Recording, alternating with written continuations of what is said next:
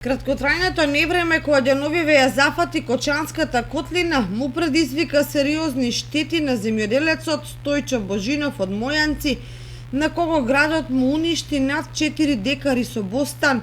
Вели дека за само 2-3 минути градот со големина и на орев срамни со земја се и го однесе во неврат неговиот труд и инвестираните средства. Има още околу 5 декара на нула.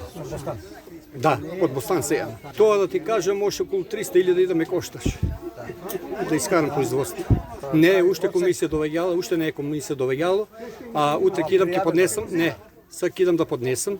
Барење, требало барење да се поднесе, па кидам или до вечер или утре кидам ќе поднесам барење. Има и други комшии, Пипер, Царевица, што има руска, тоа има. Многу штета има околу мене, дека ми е бостан.